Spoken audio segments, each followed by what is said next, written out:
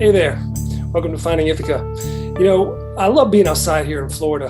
Wildlife to see, lots of fun things to see out in Florida. I usually take my boys somewhere every weekend.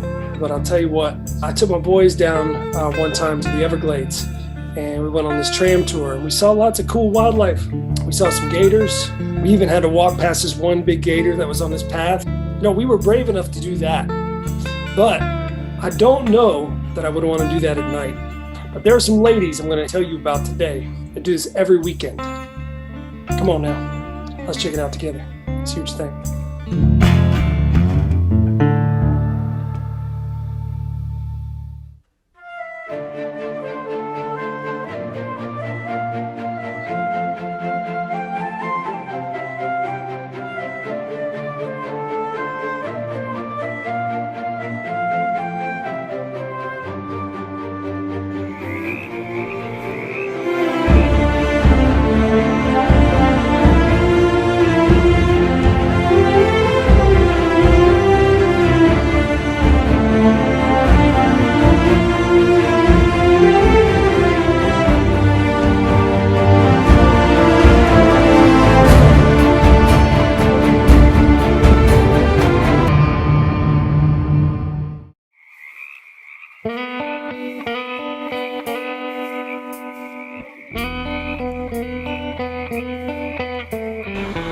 My name is Peggy Van Gorder.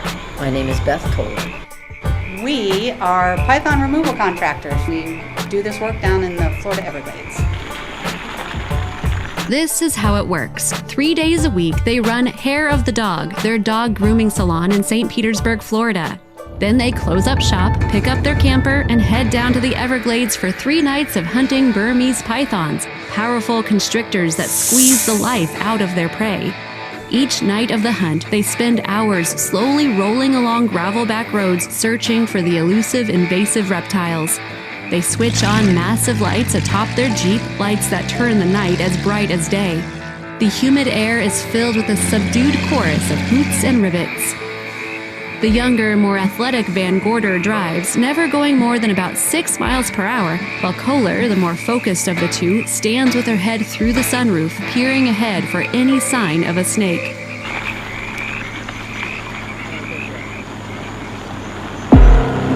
Generally, we survey in our wildlife management areas. We have access to levees down there and some other state lands.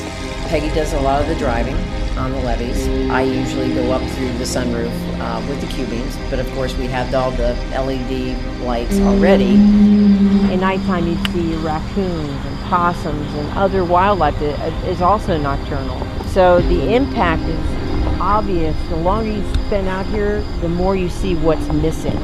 If you're a tourist passing through, you don't notice anything amiss, but spend a couple days in the campground and you don't see a squirrel. I've left my garbage out by accident overnight at a campground and nothing got in it. The pair, known to their fellow python hunters as Pegbeth, achieved some statewide fame when they bagged the 500th python. No, it's not for the money. They're doing it to save Florida's wildlife. Today, biologists estimate that about 100,000 pythons infest Everglades National Park, Big Cypress National Preserve, and the thousands of acres of marshy public land surrounding them. But they're not staying put. CNN reported that a woman in West Palm Beach found a Burmese python in her washing machine. The problem has gotten so bad that in February, the state's Fish and Wildlife Conservation Commission banned possession and breeding of Burmese pythons and 15 other non-native species. While some hunters take out the snakes with bullets, Kohler and Van Gorder prefer to nab them by hand and stuff them into large sacks.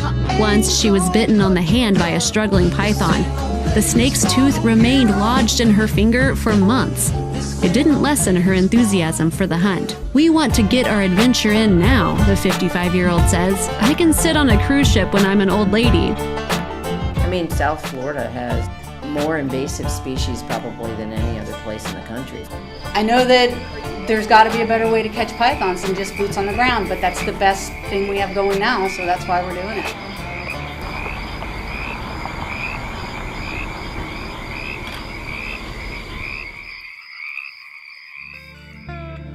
So just like them pythons, we're going to catch you next time.